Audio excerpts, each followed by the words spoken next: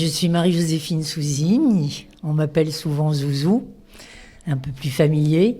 Et je suis comédienne, metteur en scène et je choisis absolument mes textes pour les porter longtemps. Je crois que c'est une belle définition.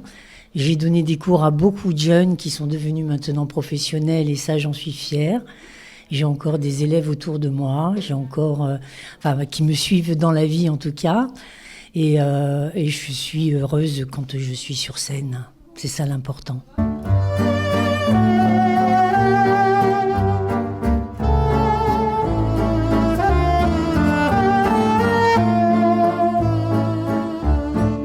Alors vous dites que vous êtes heureuse, j'aurais tendance à dire aussi que vous êtes amoureuse de l'Italie et de la culture italienne. Pas que.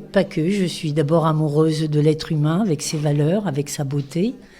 Et je suis surtout amoureuse du théâtre. Ça, c'est sûr. Des mots, des silences qui donnent le poids aux mots. J'ai envie de défendre des personnages qui me touchent, qui sont forts, c'est vrai que ce sont des femmes, hein, en général. C'est normal, et qui sont assez puissantes quand même dans avec leurs blessures, avec leurs fêlures, mais avec toute leur force. Alors je parlais de l'Italie parce que j'allais arriver à Anna Magnani. Présentez-nous celle que l'on appelle la Magnani. Alors la Magnani, oui c'est ça, Nanarella.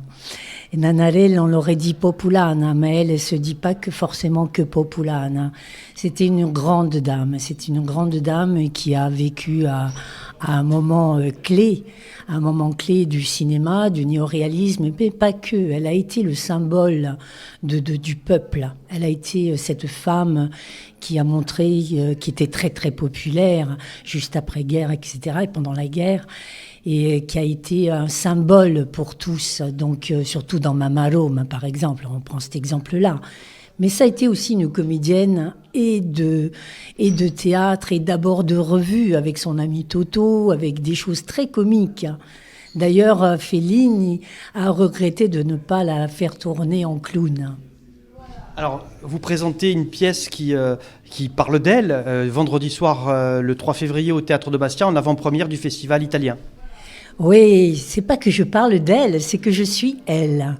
Elle est là, outre-tombe, elle assiste à son propre enterrement et convoque tout Rome. Tout Rome est là, convoque tous les gens qui ont défilé dans sa vie, que ce soit sa vie de femme, que ce soit sa vie de mère.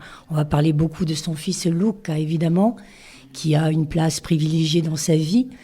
Et que ce soit aussi évidemment sa vie de comédienne, en parlant aussi évidemment de tout ce qui peut être derrière les images du showbiz.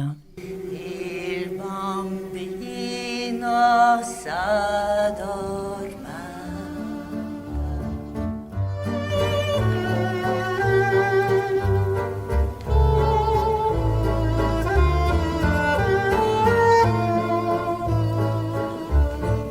La particularité de ce spectacle, c'est que vous êtes seul sur scène. C'est pas vraiment une particularité parce que j'étais seule avec Gelsomine, malgré tous les personnages que j'ai pu faire vivre. Et oui, je suis seule, mais je crois que ça passe très très vite. En tout cas, il y a des gens qui reviennent le voir, donc ça c'est déjà un cadeau de la vie. Et je suis seule, mais en même temps, il y a tellement de monde dans cette église de Santa Maria sopra Minerva.